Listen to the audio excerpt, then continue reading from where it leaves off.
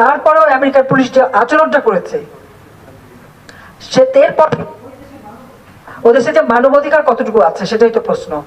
কথা বলার স্বাধীনতা কতটুকু আছে সেটা প্রশ্ন। অন্যায়ের প্রতিবাদ করার অধিকার কতটুকু আছে সেটাই আমাদের প্রশ্ন। বাংলাদেশের উপর মানবাধিকার। আসসালামু আলাইকুম ওয়া রাহমাতুল্লাহি ওয়া বারাকাতুহু। দর্শক মণ্ডলী, আপনাদের মাঝে আবারও নতুন একটি আপডেট নিউজ নিয়ে হাজির হলাম। দর্শক মণ্ডলী, আপনাদের দেখাতে চলেছি খুবই গুরুত্বপূর্ণ ভিডিও। আপনারা ভিডিওটি না টেনে সম্পূর্ণ ভিডিওটি ধৈর্য সহকারে দেখবেন। দর্শক, আপনাদের দেখাতে চলেছি প্রধানমন্ত্রী যুক্তরাষ্ট্রের জো বাইডেনের কাছে কি প্রশ্ন করছে সেই বিষয়টুকু আপনাদের মাঝে তুলে ধরতে চাই, যে প্রধানমন্ত্রী যুক্তরাষ্ট্রকে নিয়ে কি আলোচনা করেছেন। যুক্তরাষ্ট্রকে নিয়ে আসলে প্রধানমন্ত্রীর অনেক আলোচনা এই ভিডিওয় রয়েছে। আপনারা খুবই ধৈর্য সহকারে ভিডিওটি দেখবেন। আপনারা সম্পূর্ণ ভিডিওটি দেখলে পুরোপুরি বিষয়টি ভালোভাবে বুঝতে পারবেন। দর্শক, আমরা বেশি কথা বলবো না, আমরা মূল ভিডিও চলে যাব। তাহলে চলেন আমরা মূল ভিডিও চলে যাই, প্রধানমন্ত্রীর আলোচনাটুকু আমরা ভালোভাবে শুনবো। তাহলে চলেন আমরা মূল ভিডিওটুকু দেখে আসি। তার আগে আপনাদের অনুরোধ করতে চাই, যারা এখনো পর্যন্ত আমাদের চ্যানেলটি সাবস্ক্রাইব করেনি তারা অবশ্যই আমাদের চ্যানেলটি সাবস্ক্রাইব করবেন এবং লাইক করবেন ও কমেন্টস করবেন এবং ভিডিওটি সবার মাঝে ছড়িয়ে দিবেন, সবাই যেন ভিডিওটি দেখতে পারে। তাহলে চলেন ভিডিওটি দেখে আসা যাক। এই ইসরায়েলের গণহত্যার বিরুদ্ধে আমেরিকার বিভিন্ন বিশ্ববিদ্যালয়ের ছাত্র শিক্ষকরা আন্দোলন করছে। এখানে আন্দোলন করাকালীন সময় একজন মহিলা প্রফেসর, সে বলছে আমি প্রফেসর ইউনিভার্সিটির, পুলিশ তাকে যেভাবে দাবড় দিয়ে ধরে, হাত ধরে পিঠ মোড়া দিয়ে মাটিতে ফেলে, হাঁটু দিয়ে তারপর চেপে তাকে যেভাবে অ্যারেস্ট করেছে, এবং সেখানে ছাত্র শিক্ষক, তাদের হাতে লাঠিও ছিল না, আগুনও ছিল না, তারা কিন্তু পুলিশের বিরুদ্ধে মারমুখীও ছিল না। তারপরেও আমেরিকার পুলিশ যে আচরণটা করেছে, সে এরপর ও দেশে যে মানবাধিকার কতটুকু আছে সেটাই তো প্রশ্ন। কথা বলার স্বাধীনতা কতটুকু আছে সেটা প্রশ্ন। অন্যায়ের প্রতিবাদ করার অধিকার কতটুকু আছে সেটাই আমাদের প্রশ্ন। বাংলাদেশের উপর মানবাধিকারের রিপোর্ট লেখে, নিজেরা আয়নায় চেহারাটা দেখে না, এটাই হচ্ছে বাস্তব কথা। তারা যেভাবে আচরণ করে, আমাদের পুলিশ তো তা করেনি। ধৈর্যের পরিচয় দিতে যে উল্টো তারা মার খেয়েছে বিএনপি রাতে, তারা যেভাবে মাটিতে মেরেছে। আজকে যদি আমেরিকার একটা পুলিশের গায়ে যদি এভাবে কোনো দলের লোক হাত দিত, তারা কি করতো? আর প্রতিনিয়ত তো আমাদেরকে ক্ষমতা সরাবে, আমাকে হত্যা করবে, আবার 15 আগস্ট করবে, তো আমি অনবরত শুনেই আসছি। আমাদের বাঙালি পরপর কতজন মারা গেছে, সেদিনও 2 জন বাঙালিকে নির্মমভাবে হত্যা করেছে। আমরা এর প্রতিবাদ জানাই যে তারা সেখানে গেছে, হ্যাঁ, জীবন জীবিকার জন্য গেছে, কিন্তু তাদেরকে এইভাবে বেঘরে হত্যা করা কেন হবে? তারা তো কোনো অপরাধ করেনি। ছোট বাচ্চা ছেলেদেরটা পর্যন্ত তাদের হাতে রেহাই পায় না। একজন মানে একেবারে মাজুর ব্যক্তি, যে মানে হাঁটতে চলতে পারে না, সে প্রেসিডেন্টকে কি বলেছে সেই জন্য তার ঘরে ঢুকে তাকে গুলি করে মেরে এসেছে। একটা বাচ্চা ছেলে মার কাছে বাড়ির মধ্যে ঢুকে সে বাচ্চাকে গুলি করে মেরেছে। কি জবাব দেবে আমাদের যারা এখন মানবাধিকারের মানে গীত গায় এবং বাংলাদেশে মানবাধিকার খুঁজে বেড়ায়, তারা এর কি জবাব দেবে? আমি সেই জবাব চাই। সেই মানবাধিকার সংস্থা, জাস্টিস ডিপার্টমেন্ট বা যারা আমাদের স্যাংশন দেয়, যারা আমাদের উপরে খবরদারি করে, তাদের কাছে আমার জবাব চাই আমি, যে আমার বাঙালি কেন মারা যাবে? ওরকম ছোট্ট একটা অপ্রাপ্ত বয়স্ক শিশু মায়ের কোল থেকে নিয়ে তাকে গুলি করে হত্যা করা, প্রফেসরদের উপরে এরকম জুলুম করা, মহিলা প্রফেসর তাকে মাটিতে ফেলে পুলিশ যেভাবে পা দিয়ে তার হাতে হ্যান্ডকাপ পরিয়েছে, এর জবাব আমরা চাই। এটা তো সম্পূর্ণ মানবাধিকার লঙ্ঘন করা। প্রচন্ড গরম, আমি জানি, এই গরমে মানুষ অতিষ্ঠ। আমি সবাইকে, দেশবাসীকে এটুকু বলবো যে সবাইকে একটু সাবধানে থাকতে হবে। জীবন জীবিকা তো চলবে, এটা তো থেমে থাকবে না। তারপরেও সবাইকে প্রচুর পানি খেতে হবে এবং নিজেরা একটু সাবধানে থাকতে হবে, কারণ এটা শুধু বাংলাদেশ না। আমি মাত্র থাইল্যান্ড থেকে এসেছি, সেখানে একই অবস্থা, আরো প্রচন্ড গরম, আগুনের মতো একই অবস্থা, এবং পুরা আমাদের সাউথ ইস্ট এশিয়া সহ অন্যান্য দেশগুলিতেও কিন্তু এখন এই গরম ছড়িয়ে পড়ছে। আমরা আশা করছি যে খুব তাড়াতাড়ি বৃষ্টি হবে। তবে একটি বিষয় আবার ভালো দিক, এই গরমের কারণে হিমালয় বরফ গলছে, তাতে আমাদের তিস্তা নদীর পানি সাধারণভাবে এই সময় যে পরিমাণ থাকে তার দ্বিগুণ পানি আছে নদীতে। কিন্তু ওই বরফ গলা নদী, যে কটা নদী আমাদের বরফ গলা নদী, সব নদীতে কিন্তু পানির প্রবাহটা বেড়ে গেছে। ওটা আমাদের জন্য একটু সিলভার লাইন আর কি, সামান্য একটু আশার আলো। আমাদের ইরিগেশন ভালো হবে, হাওড়ে ধান উঠে যাচ্ছে, প্রচন্ড খরার কারণে ধানগুলি পেকে গেছে এবং সেগুলি প্রায় কাটা শেষ হওয়ার পথে, এবং এবার সেখানে আমরা বাম্পার ফলন পাবো আশা করি। তবে হ্যাঁ, কিছু কিছু এলাকায় সেখানে খরা দেখা দিয়েছে, সেখানে পানির অভাব আছে, সেচের ব্যবস্থা আমরা করছি। আপনারা জানেন যে বিদ্যুৎ আমরা যে ব্যবহার করি সেচে, সেখানে আমরা ভর্তুকি দিই, আর কৃষি যান্ত্রিকীকরণ করা হচ্ছে। সেভাবে আমরা সবাইকে এটাই আহ্বান করবো, আমাদের বৃক্ষরোপণ করতে হবে পহেলা আষাঢ় থেকে। গতকাল আওয়ামী লীগের কার্যনির্বাহী পরিষদের একটা সভা ছিল, যেটা সভাপতিত্ব করেছেন প্রধানমন্ত্রী নিজে। সেখানে একটা সুনির্দিষ্ট পিছুটান সরকারের আমরা দেখতে পেলাম, সেটা নিয়ে কথা বলবো। এবং প্রধানমন্ত্রী কিছু বক্তব্য নিয়ে কয়েকটা আমরা জেনুইন তথ্য প্রেজেন্ট করতে চাই। মানে আমরা খেয়াল করেছি যে বর্তমান সরকার, ইনফ্যাক্ট এটা শুধু বর্তমান সরকার না, যখনই যেখানে যে কোনো স্বৈরাচার ক্ষমতায় থাকুক, যে কোনো ফ্যাসিস্ট ক্ষমতায় থাকুক, সে একটা বয়ান তৈরি করে। এবং বলা বাহুল্য, সেই বয়ানের মধ্যে প্রচুর ভুল তথ্য থাকে, মিথ্যা থাকে, এবং কৌশল হচ্ছে ক্রমাগত প্রোপাগান্ডা চালাতে চালাতে সেটা মানুষের মাথায় ঢুকিয়ে দেয়া। ঠিক সেই কৌশল বিভিন্ন সময় আমি নিজেও যখন আওয়ামী লীগের লোকজনের সাথে আমার সরাসরি দেখা হয় টক শোগুলো, তবে সেখানেও দেখেছি তারা অবলীলায় কতগুলো কথা বলে যান যেগুলোর কোনো রকম কোনো তথ্যগত শুদ্ধতা নেই, ভিত্তি নেই, বলেই যান। যাই হোক, প্রধানমন্ত্রীর বক্তব্যের কয়েকটা জিনিস একটু অ্যাড্রেস করতে চাই। উনি কিছু সরকারের সাফল্য কী কী ক্ষেত্রে আছে সেটার উদাহরণ দিয়েছেন।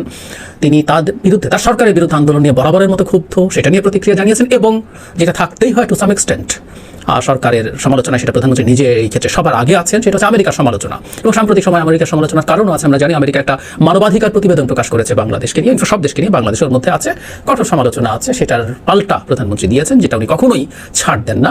এবং বহুবার বলেছে যে বাংলাদেশের মাটিতে যেহেতু অ্যান্টি আমেরিকান সেন্টিমেন্ট আছে, বিশেষ করে রিসেন্টলি মিডল ইস্টে যা হচ্ছে, সেটার ক্ষেত্রেও ইসরায়েলের সাথে বরাবর আমেরিকাকে ট্যাগ করে সমালোচনা হয়, সেগুলো সব আছে। আমি দু একটা জায়গায় একটু অ্যাড্রেস করি, মূল বিষয়গুলো পরে আসছি। প্রাথমিক ছোট ছোট কিছু কথা, যেমন সাফল্যের কথা বলছেন, করোনার টিকার কথা বলছেন, পানির মতো টাকা খরচ করেছেন, বিনামূল্যে টিকা দিয়েছেন ইত্যাদি। বিনামূল্যে টিকা পৃথিবীর প্রায় সব দেশে দিয়েছে। কিন্তু প্রধানমন্ত্রী বলছেন মৃত্যুর হার কমিয়েছি, শিশু মৃত্যুর হার, মাতৃমৃত্যুর হার কমিয়েছি, শিশু মৃত্যুর হার কমিয়েছি, সাক্ষরতার হার বাড়িয়েছি, মানুষের আয়ুষ্কাল বৃদ্ধি করেছি, মানুষের ঘরের কাছে চিকিৎসা সেবা নিয়ে গেছি, শিক্ষার ক্ষেত্রে আমাদের অগ্রগতি আছে, সব দিক থেকেই তো বাংলাদেশে এগিয়ে যাচ্ছি। পিছিয়ে আছি আমরা কোথায়? মাতৃমৃত্যু, শিশু মৃত্যু, গড়ায়ু, এগুলো কতগুলো গুরুত্বপূর্ণ ইন্ডিকেটর একটা দেশ কতটুকু উঠে আছে, উন্নতির দিকে যাচ্ছে। যেমন ধরুন আমরা HDI বলে একটা জিনিস আছে, হিউম্যান ডেভেলপমেন্ট ইন্ডেক্স। এখানে মাথাপিছু আয়ের সাথে আপনি কতদিন ধরে স্কুলে যাচ্ছেন তার সাথে গড়ায়ু বিবেচনা করা হয়। সুতরাং এটা একটা ইন্ডিকেটর। মাতৃমৃত্যু, শিশু মৃত্যু খুব গুরুত্বপূর্ণ ইন্ডিকেটর। কিন্তু সারপ্রাইজিংলি প্রধানমন্ত্রীর কাছে এই তথ্যটা হয়তো নেই, অথবা তাকে সেই তথ্যটা দিয়ে আপডেটেড করা হয়নি।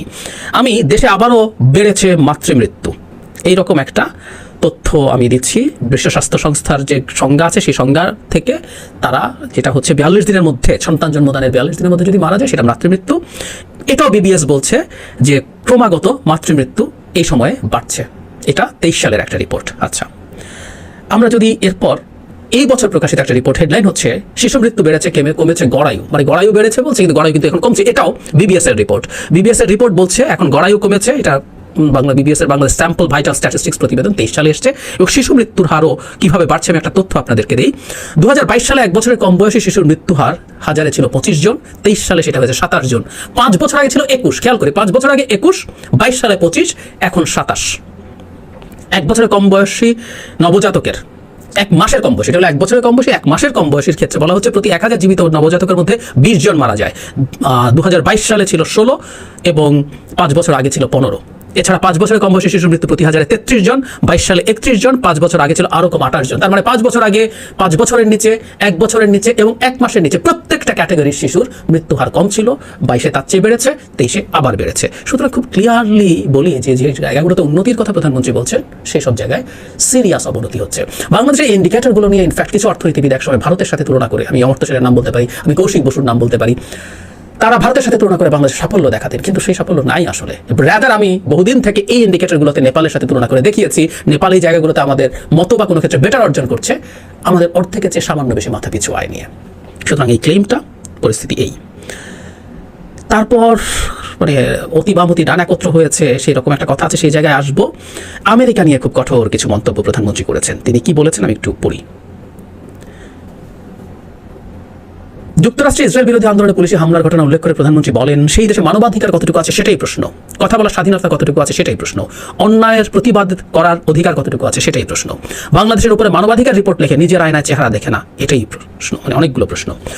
প্রধানমন্ত্রী যুক্তরাষ্ট্রকে লক্ষ্য করে আরও বলেন, মানবাধিকার সংস্থা, বিচার বিভাগ যারা নিষেধাজ্ঞা দেয়, আমাদের উপর খবরদারি করে, তাদের কাছে জবাব চাই। সেখানে আমার বাঙালি কেন মারা যাবে? ওই রকম ছোট্ট একটা শিশুকে মায়ের কোল থেকে নিয়ে হত্যা করা, শিক্ষকদের উপর নির্যাতন করার জবাব আমরা চাই। এটা সম্পূর্ণ মানবাধিকার লঙ্ঘন। আমরা বুঝতে পারছি আমেরিকার উপরে ক্ষুব্ধ, কারণ স্যাংশন দিয়েছে এবং রিসেন্ট যে মানবাধিকার রিপোর্ট আছে সেটা সরকারের পছন্দ নয় এবং সরকার আউটরাইট এটাকে অস্বীকার করেছে। পররাষ্ট্র মন্ত্রণালয়ের ব্রিফিংয়ে এটাকে, আমার মনে হয় রিপোর্টটা নিয়ে একটু কথা বলা দরকার আছে, আমি সামহাও কথা বলা হয়ে ওঠে নাই, আমি বলবো। কিন্তু ব্যাপারটা কি, আমেরিকায় মানবাধিকার কোথায়, ভার্সিটিগুলোতে এটা হয়েছে ওটা হয়েছে।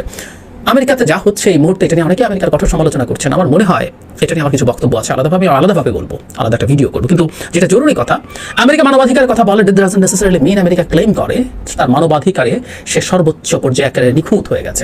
মানে এই প্রবণতা আমরা বাংলাদেশে দেখি। যে কোনো সরকারের বিরুদ্ধে অভিযোগকে আপনি সমালোচনা করেন, সবখানেই তো এটা আছে। একটা উদাহরণ দিই, যখন দুর্নীতি নিয়ে আলাপ করেন, বলবেন পৃথিবীর একটা দেশের নাম বলেন যেখানে দুর্নীতি নাই। সত্যি পৃথিবীর একটা দেশও নাই যেখানে দুর্নীতি নাই। একটা ছোট উদাহরণ দিই, ট্রান্সপারেন্সি ইন্টারন্যাশনালের যে করাপশন পারসেপশন ইন্ডেক্স বা সিপিআই আছে, এই 23 সালের যে রিপোর্ট, তাতে সবচেয়ে কম দুর্নীতিগ্রস্ত দেশ আছে, দুর্নীতিমুক্ত দেশ নাই। ডেনমার্ক, তার স্কোর হচ্ছে 90, 100তেও 90, মানে 10 স্কোর কম করেছে ডেনমার্ক। এবং আমরা যদি সর্বোচ্চ 10টার মধ্যে দেখি, আপনি যদি দশম হতে চান, সেই ক্ষেত্রে আপনার স্কোর হচ্ছে 78 পেয়েও আপনি দশম হয়েছেন, মানে 22 কম পেয়েছেন। তার মানে পৃথিবীর সবচেয়ে কম দুর্নীতিগ্রস্ত দেশটায়ও দুর্নীতি আছে। সুতরাং আপনি জেনারেলাইজ করছেন এবং টেকনিক্যালি আপনি সঠিক, ডেনমার্কেও দুর্নীতি আছে, বাংলাদেশেও দুর্নীতি আছে, তো আপনাদের কিনে কথা বলেন কেন? আমেরিকাকে নিয়ে আলাপটা ঠিক এইরকম। আমেরিকায় ট্রুলি বিভিন্ন ইউনিভার্সিটিতে যেভাবে ক্র্যাকডাউন করেছে, অন্যায় হয়েছে, মানবাধিকার লঙ্ঘন হয়েছে, কোনো সন্দেহ নাই। একইভাবে আমেরিকায় আরও মানবাধিকার লঙ্ঘনের ঘটনা ঘটে, কিন্তু সেটা কি বাংলাদেশের মানবাধিকার লঙ্ঘনের পরিস্থিতির সাথে তুলনীয়? কিন্তু এই জেনারেলাইজেশনটা ক্রমাগত হয় সবসময়। আর প্রধানমন্ত্রী তো আমেরিকার বিরুদ্ধে কথা বলার সুযোগ পেলে কোনোভাবেই ছাড়বেন না। এক তো ক্ষোভ আছে, ইলেকশনের আগে আমেরিকা সরকারের সাথে চরম অ্যান্টাগনিস্টিক অবস্থায় পৌঁছেছিল। ভারতের চাপে সরে আসলো আমেরিকা, আসলে সেই অর্থে পুরো সরে গেছে তা না। মানবাধিকার রিপোর্ট দেখছি, তারপরে আমেরিকান অ্যাম্বাসেডার যারা পিটার হাস কথা বলছেন, লিখছেন, তাদের জায়গা থেকে এখন আসলে বলা চলে গেছে, মানে সরকার চায় আমেরিকা ভারত ত্রাসা চিরের মতো হবে, চুপ হয়ে যাবে, আদারওয়াইজ সরকারের পছন্দ হবে না। সুতরাং এই আক্রমণটা চলছে। প্লাস ওই যে বললাম, বাংলাদেশ এখন আমেরিকাকে সমালোচনা করলে মানুষ খুশি হয়। এক হচ্ছে আমেরিকার উপরে দীর্ঘদিন থেকে মানুষের এক ধরনের ক্ষোভ আছে, আর এই যে বললাম মিডল ইস্ট ইসরায়েলের কারণে আমেরিকার উপরে ক্ষোভ আরও বাড়ছে। অ্যাট দ্য সেম টাইম বাংলাদেশের নির্বাচনের ঠিক আগে থেকে শুরু করে পরবর্তী পর্যায়ে মানুষ যেভাবে এক্সপেক্ট করেছিল, আই রিপিট, এই কথাটা আমি আগে বলেছি বলে বলছি, আই রিপিট, সেটা হচ্ছে আমেরিকা যেভাবে একটা এক্সপেকটেশন তার কতগুলো পদক্ষেপের কারণে তৈরি হয়েছিল, সেগুলোর তুলনায় যখন তেমন কিছু করে নাই, আমেরিকার উপর মানুষের এক ধরনের রাগ ক্ষোভ অভিমান তো আছেই। সুতরাং আমেরিকার বিরুদ্ধে প্রধানমন্ত্রী কথা বলে জনমতকে একটু তার পক্ষে নেওয়ারও চেষ্টা করছেন, এটা করারই কথা, তাই করছেন। সর্বশেষ আরেকটা বিষয় নিয়ে কথা বলতে চাই। আরও কথাবার্তা উনি বলেছেন, নির্বাচন অনেক ভালো হয়েছে ইত্যাদি ইত্যাদি, বিএনপি সমালোচনা করেছেন, এগুলো নিয়ে আর কথা বলতে চাই না। কিন্তু যেটা জরুরি সেটা হচ্ছে, মানে ডান বাম সবাই একত্রে সরকার পতনের চেষ্টা করছে। তিনি ওনার বক্তব্যটাকে কোট আনকোট পড়ি, সেটাও পড়ি। আমাদের দুর্ভাগ্য যে আমাদের দেশে কিছু লোক যারা একেবারে রাজনৈতিকভাবে দেউলিয়া, এদের কিছু বক্তব্য আর আমাদের দেশে কিছু আছে বুদ্ধি বেঁচে জীবিকা নির্বাহ করে, সেই তথাকথিত বুদ্ধিজীবী অনবরত বাংলাদেশের বিরুদ্ধে বিজ্ঞাপন গাইছে এবং বাংলাদেশের বিরুদ্ধে অপপ্রচার চালাচ্ছে। তিনি আরও বলেন, সবচেয়ে আশ্চর্যের ব্যাপারে দেশের অতি বাম অতি ডান সবাই এখন এক হয়ে গেছে। এটা কিভাবে হলো আমি জানি না। এই দুই মেরু এক হয়েও সারাক্ষণ শুনি আওয়ামী লীগ সরকারকে উৎখাত করতে হবে। অপরাধটা কি আমাদের? প্রথম কথাটা হচ্ছে, খেয়াল করে, বুদ্ধি যারা বিক্রি করে জীবিকা নির্বাহ করে, মানে বাংলাদেশে এই মুহূর্তে আসলে পাবলিক ইন্টেলেকচুয়াল বলে তেমন কোনো লোকজন নাই, হাতে গোনা 2-4 জন আছে, তাদেরকেও আসলে আর সরকারের দিক থেকে টলারেট করা কঠিন হয়ে পড়ছে। এটাই হওয়ার কথা। মানে প্রত্যেকে কেন সরকারকে প্রশংসা করছে না গদগদ হয়ে? অ্যাটলিস্ট উন্নয়ন তো হয়েছে, কিন্তু আমরা এটাও দেখতে চাই, এটাও ভালো হবে, করলে আরও ভালো হবে, এভাবেও কেন বলছে না? কিছু কিছু আমরা বুদ্ধিজীবী বলে যে টার্মটা ব্যবহার করে, I don't like it. Public intellectual বলে যে টার্ম, আমি এটাকে ইংরেজিতেই বলি, বাংলাদেশে এই মুহূর্তে পাবলিক ইন্টেলেকচুয়ালের সংখ্যা একেবারে শূন্যের কোঠায়, 2-4 জনও যাওয়া আছে, সেটাও নেওয়া যাচ্ছে না। কিন্তু এখানে একটা আওয়ামী লীগের পক্ষ থেকে যে কমন একটা অভিযোগ করা হয় ভ্রান্তভাবে, সেটা এখানেও আছে। একটু পড়ি।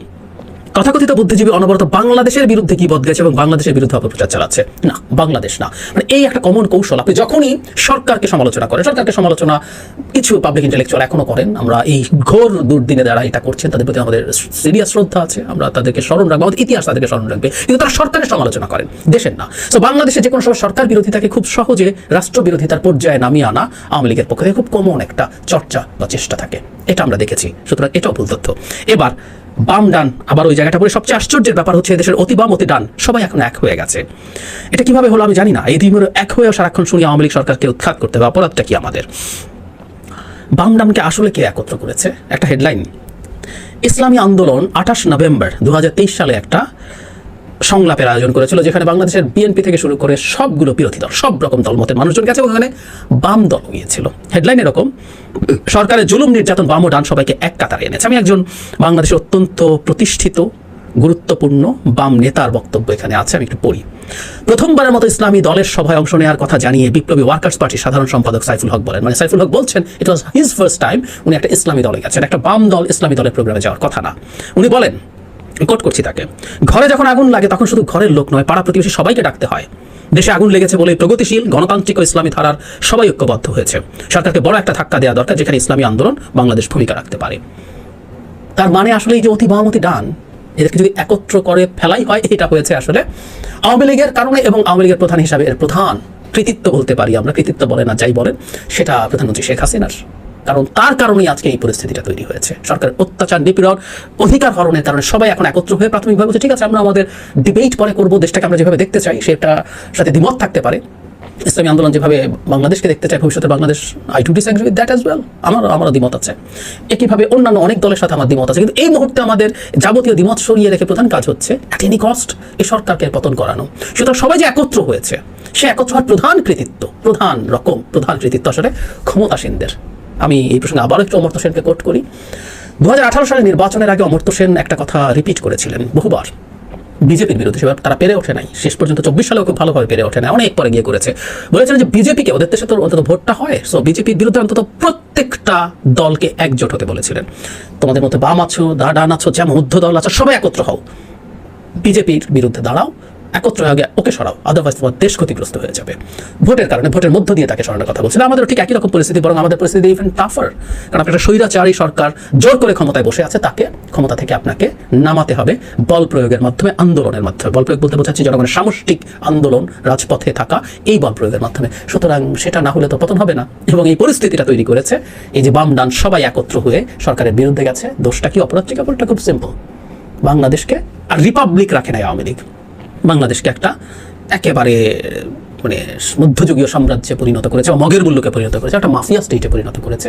এখানে সবাই একত্র হবেই, এই কারণেই হয়েছে। এই নিয়ে আসলে নতুন করে কিছু বলার নেই, এবং আমরা সেটা দেখতে চাইবো, পছন্দ করব, সবাই একত্র হয়ে এই সরকারের বিরুদ্ধে থাকবে, এবং আমরা আমাদের জায়গা থেকে অ্যাটলিস্ট একটা চেষ্টা চালিয়ে যাব সরকারের দিক থেকে নানা রকম মিথ্যা প্রোপাগান্ডা ক্রমাগত আমাদের সামনে আনা হয়, সেগুলো যাতে আমরা তথ্যপাত্য যুক্তির ভিত্তিতে সেগুলো নিয়ে আলাপ আলোচনা চালিয়ে যেতে পারি। এত সময় ধরে আপনারা সম্পূর্ণ ভিডিওটি ধৈর্য সহকারে দেখেছেন যে জো বাইডেনকে নিয়ে প্রধানমন্ত্রী কি বলেছেন এবং আমেরিকার কাছে তার কি প্রশ্ন রয়েছে। দর্শক, আপনারা সম্পূর্ণ ভিডিওটি দেখার পরে বিষয়টি ভালোভাবে বুঝতে পেরেছেন। দর্শক, মতন ভিডিও এখানে শেষ করছি। সকলে ভালো থাকবেন, সুস্থ থাকবেন, আল্লাহ হাফেজ।